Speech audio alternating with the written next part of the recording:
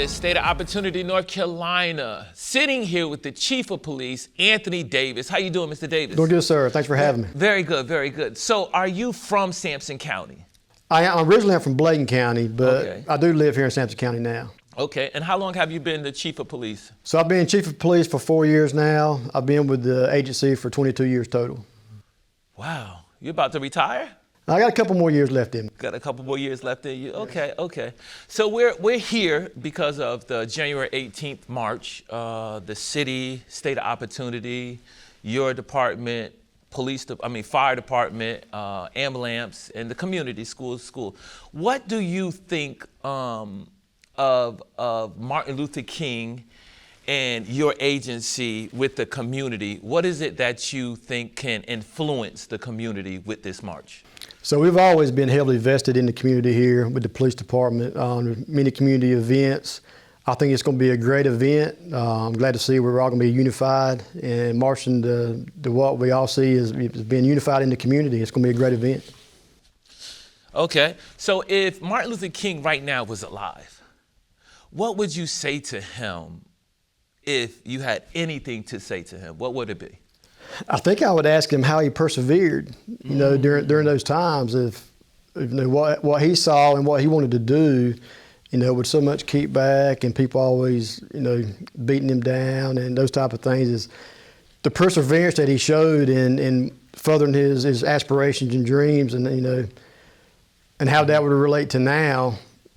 That would be a big question I would really want to know is, how do you see through all that and trying to reach those goals that he had in mind? Yeah, because it was what we see. I don't know, but what we see from filming, what we hear from, like my father's being 97, what some of the stuff I hear, it was really hard. It was very segregated back then. But we have, as a city of Clinton, we have unified much better. What do you believe about that? Yeah, I think we've worked very hard with our police, community relations, and just public safety in general. Mm-hmm. We've always been unified with our events, our community outreach, and just how we can bridge those gaps. And we try to hit those, especially in the youth, in the school system. Mm-hmm. We try to hit that early so that they see that we are friends of the community and how we can be unified to make it a better community. And then what does the legacy of Dr. Martin Luther King Jr. mean to you in the police department? Well, I always teach the new recruits coming through law enforcement training is, if you know who you are as a person, you need to know that up front before you put a uniform on, because that doesn't change. Just because you put a uniform on, it don't change who you are. Right. So you got to be, embedded in who you are as a person. And then you got to define what your purpose is in life. And if you can merge those together, you can do some great things. Yeah. And I look back at Reverend Dr. Martin Luther King, and he was embedded in who he was as a person. Yeah. And he had a strong purpose in life. Yeah. And I think he merged those together, and that's why we've seen that, how great he was and what he was trying to do. Yeah. So that's what we try to teach, and I think it's worked very great for us here in this community. When things come up, we've always been unified in whatever it is. Yeah. And that's why I think this event's going to be so great. I appreciate it. So it's like the vision of Dr. Martin Luther King as a child. I learned a speech in school. As I got older, I began to do a little bit more history on him. And he wasn't just a speech, he became a march. A march for unity, a march for African American, Caucasian, Hispanic, Indian. It didn't matter. He just wanted unity. So with this march right here, January 18th, at the farmers market here in the city of Clinton, we're going to be marching to the Civic Center, unified. If there is something that you would want to change in our community, and you look around, you're in probably every street there could possibly be, down every avenue, get calls late nights, get calls in the morning. What would it be that you would say, hey, I would love for this to change? I think if we as a people, and this is everybody, if we would just sit down and listen and learn to listen to learn instead of listen to respond, I think we can make a big headway in everything we do. I think in today's society, we're so quick to want it right now, the information age, I want it now, I want the answers now. Yeah. If we can just sit and listen to one another, to learn from each other, instead of, like I said, you asking me something and me wanting to respond right away, maybe I might learn something. And just looking at myself in the mirror, what can I do to change myself and be better tomorrow? I think that would be really good for everybody. Got it. So are you marching with us? Oh yeah, I'm gonna be there. Absolutely. Okay, we got you on the front. We have you on the front. Good stuff, good stuff. Well, thank you for stopping in and interviewing with us. Is there anything that you want to say to our community? I mean, as our leader of the police department, is there anything that you would like to say? Just say we're always engaged. We look forward to new programs, and we're always changing. Just because we do it today don't mean it's not going to change tomorrow. Something we done yesterday may not work tomorrow. So we got to be fluid in what we do, and we look forward to everybody coming out and joining us. Okay, all right, thank you. Is any activities coming up, any community events after the January 18th? So after the 18th, we look forward. We got a big fireworks show that comes up in July, but we're always out at the schools. We got some reading programs we do with the students at the schools, and we're always out at the rec department with some coaching stuff with the rec department. So you'll see us out in the community a lot. Okay, thank you so much, Mr. Davis. Yes, sir. Thank you for having me. Yes, God bless. The average American household has 17 devices connected to the internet. With more and more devices able to get online, you may need to increase your internet speed. Call Star Communications today and let us help you select the package that's right for you. Les Matthis here, State of Opportunity, North Carolina. January 18, 2025, the dream lives on.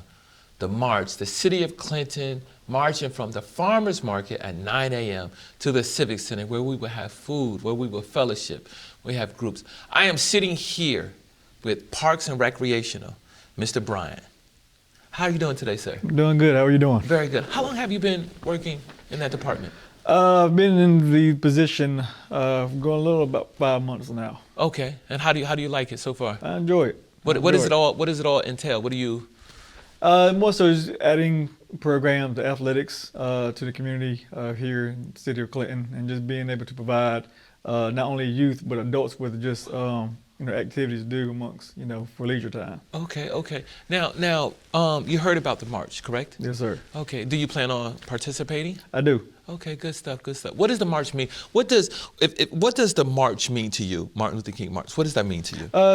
It's symbolic of unity. Just community coming together, marching for one purpose. And just collectively, keeping the dream, keeping the legacy going. Good stuff. So, if Martin Luther King was here right now, and you had the opportunity to say anything to him, what would you say? What would you ask him? I think, well, as far as asking, but what I would say, obviously, just thank you, for what he's done for not only people of color, but just as, society itself, just embracing and pushing the equality, and justice. So that's what I would say. As far as asking, is I think it'd be along the lines of what would have been your next steps, as far as pushing the agenda, for the community. And how do you see the event strengthening the bond between Park and Recreational and the community? I think, again, just bringing that cohesiveness of, what we do. Obviously, we alter and cater to a lot of the community, whether it's, youth and adults. It gives us the opportunity to put religious beliefs aside, politics beliefs aside, and just come together for one common goal. Good stuff. And how do you think we can maintain the strength of love in our community? I think just putting selfishness aside, being able to just be there for one another. Obviously, with it being a small town, I tell everyone, the city of Clinton, just like the TV show Cheers, everybody knows your name. Yeah. So I think just being able to just adapt and just being able to just, like I said, put selfishness aside and, do what we know in our heart, is appreciated and wanted. Good stuff. So if you had anything to say to the people today, what would it be? Definitely show out, support the march, continue to support the city of Clinton, and as we try to collectively build and be on one accord. All right. Thank you so much for taking your time, Yes, Mr. sir. Bryant. Thank you. And like Kobe Bryant, thank you so much, man, taking your time out and doing this interview with us. January 18th, 2025, the Farmers Market, the dream lives on, 9 a.m.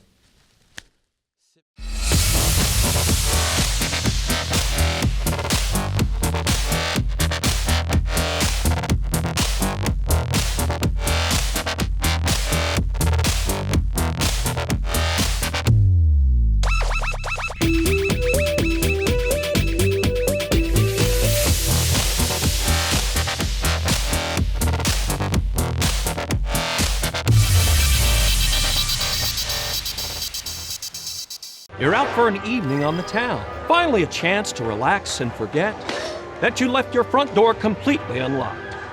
Fortunately, you just installed a security system from Star Communications. With just your cell phone, you can check on your house, lock it down, light it up, and get back to relaxing.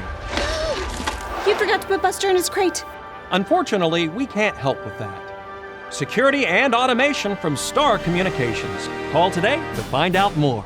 Matthis here. January 18th, State of Opportunity North Carolina presents The Dream Lives On March here in the city of Clinton. Starts at 9 a.m. at the Farmers Market. Oh my God, it's going to be great. Unity in the community.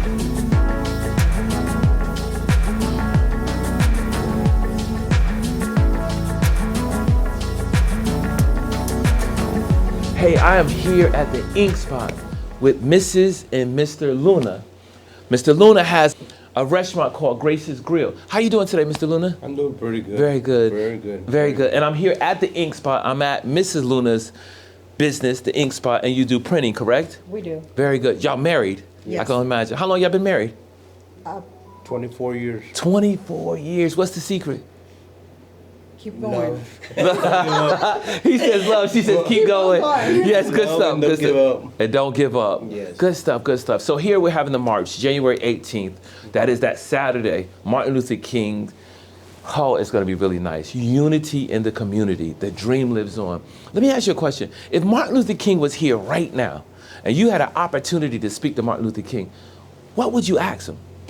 I would ask him, even though through all the problems, how did he get back with that courage of keep going? Yeah. Keep going forward. Yeah, because he was down. Like, I mean, he had racism against him, the police officer against him. He had so much against him, man. And that's a good, I would probably ask the same question. Yeah. I would definitely. What about you? What about you? Well, I think similar, you know. Yeah. How to have the dream to be able to accomplish what Yeah. he did, you know. Yeah. Without having violence in it. Yeah. Most of everything he did was just love, you know. Yeah. Push love. Yeah, nothing but love. Yeah, nothing but love. So yeah, I have one more question. Well, two more questions to ask you. My next question I wanted to ask you was, you know, this march is a march that the unity in the community comes together, and your nationalities are. Mexicans. You guys are Mexican, okay. Yes. And he's about unity. He's about African Americans, Caucasians, Hispanics, Mexicans. I mean, it was all race because he said all men come together as one.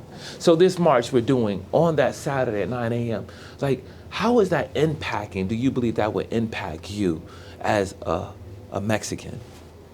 I think it will impact us, not only feel like left behind.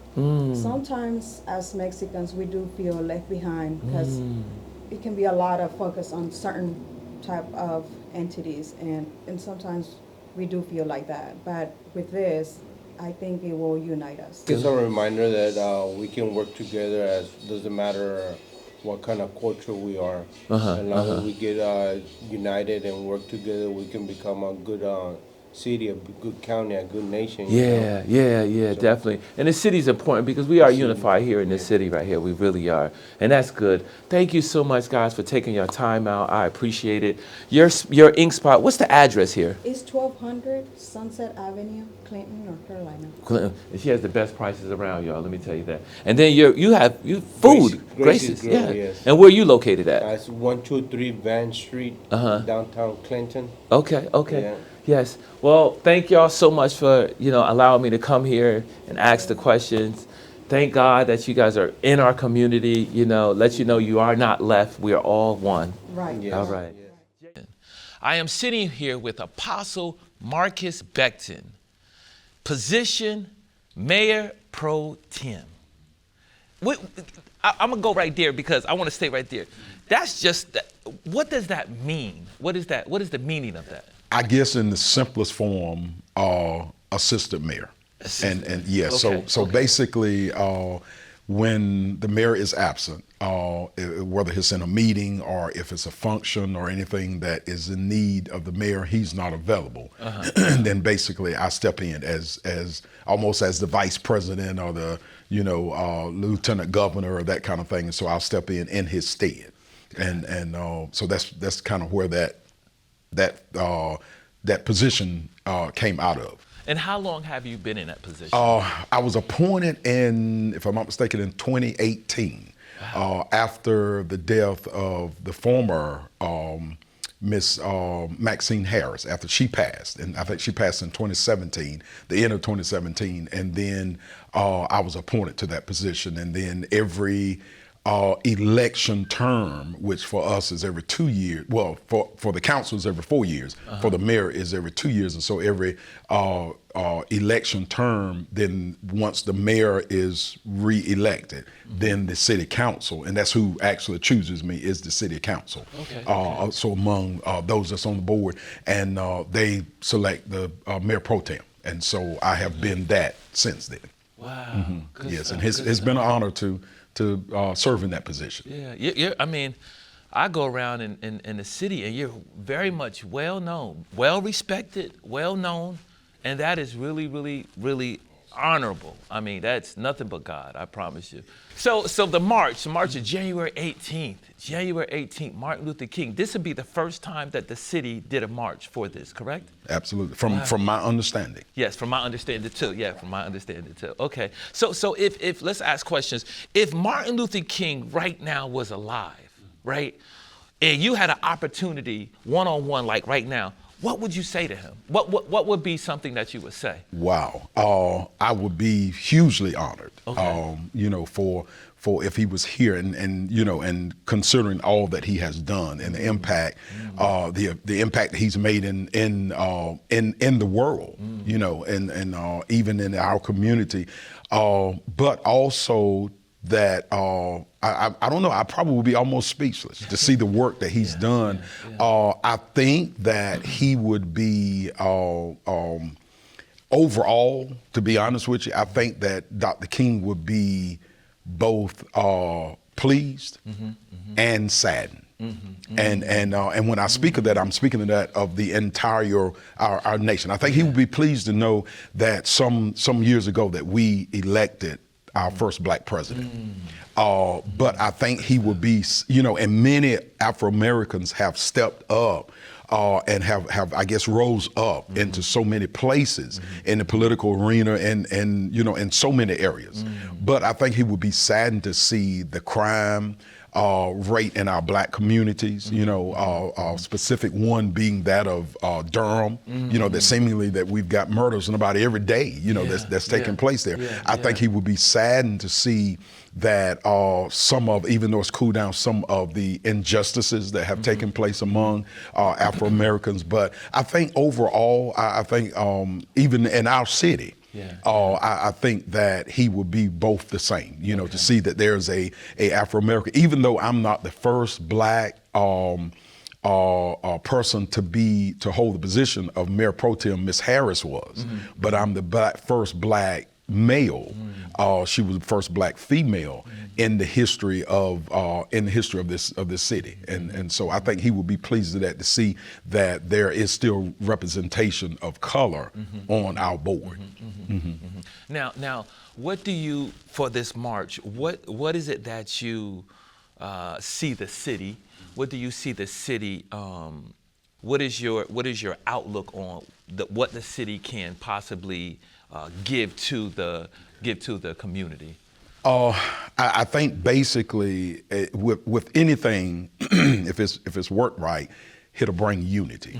And I talked in my Bible study last night dealing with loyalty, and one of the things that I said that when you deal with your loyalty, you can't have loyalty without unity.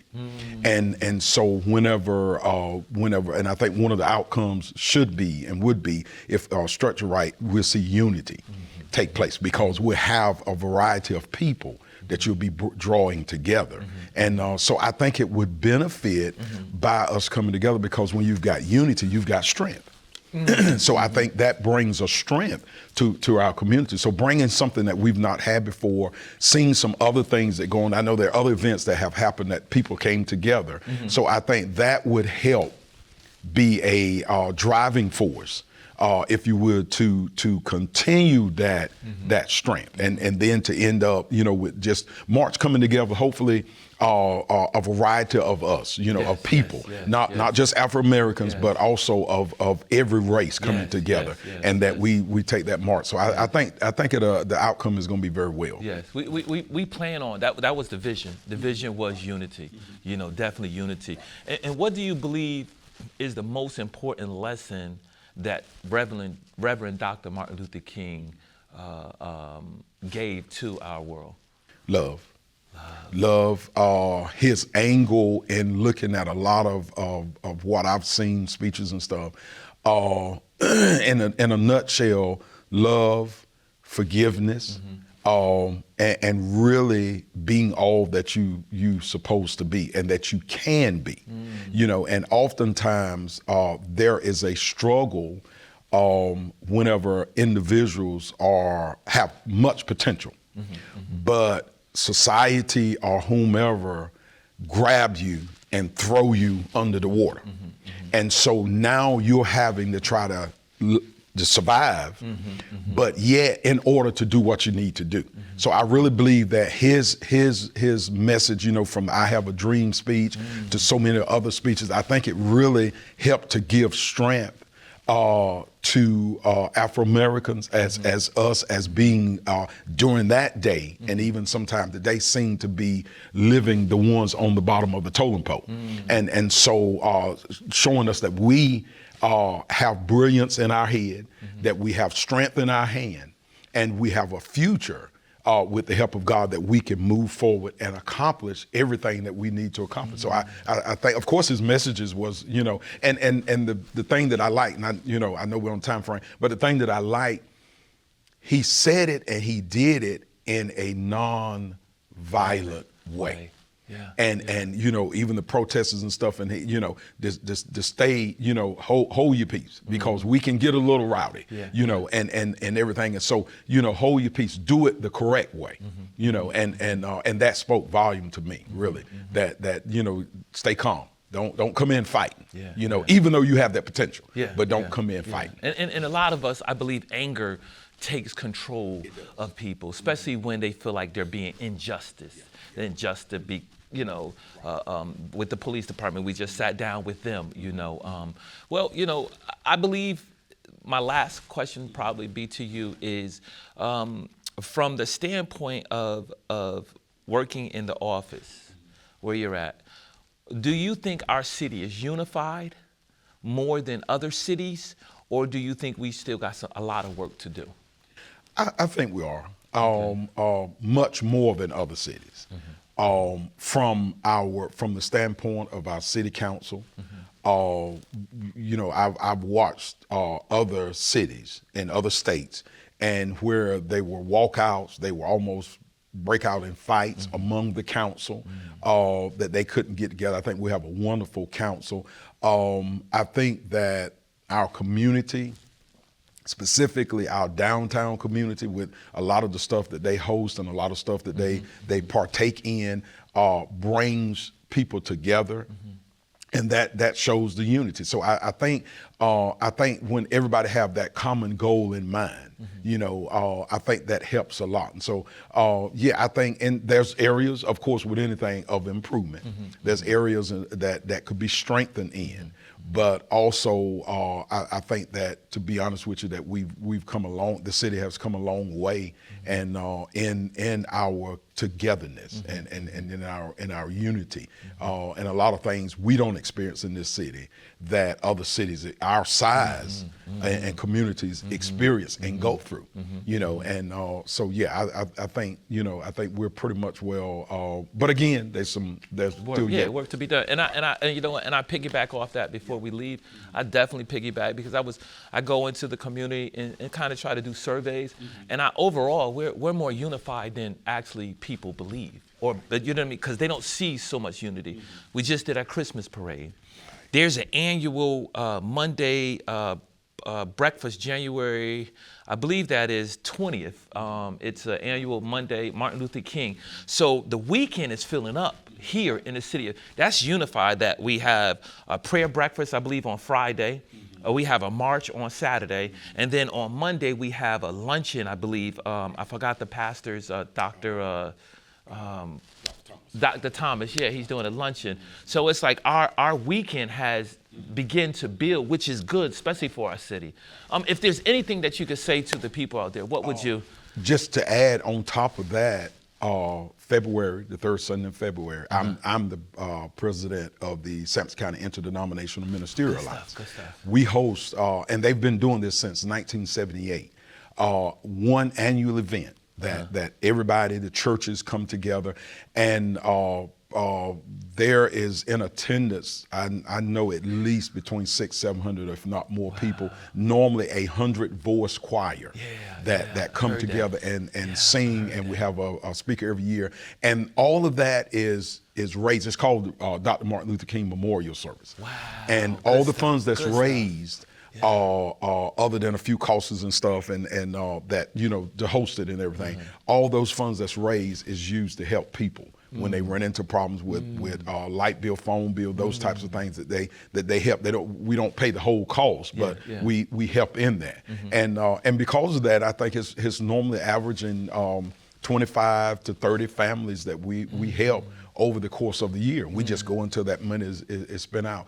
But I think this is a good event that you're pulling together, to honor the life of Dr. King, and to help and strengthen our community. And I think that's what that's going to really do. So I just to say those that are watching and will be watching, just to to come out and get the full detail and come out and support it, the march and what's going to take place after that, as well as now I think the banquet. You have a church, correct? I have a church. I'm a pastor. Way of the Cross Church Ministries in Turkey.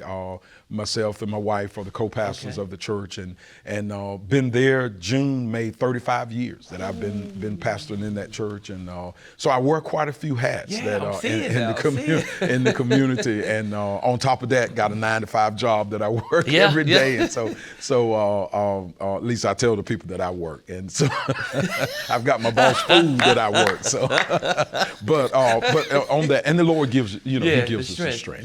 He gives us strength. So thank you again, man, for taking your time out, man. It's been a blessing here with this interview. Hopefully we have many more. We'll do much more events. January 18th at 9 a.m. we are forming a march at the farmers market here in the city of Clinton, North Carolina. We will be starting the march at 10, and we'll be marching from the farmers market into the Civic Center, where we have multicultural groups performing: Native American, Caucasian, African American, Hispanic. I mean, it's the dream lives on. That is the title. The dream lives on. Thank y'all so much for tuning in, and see you next time. State of Opportunity, North Carolina. Blessings.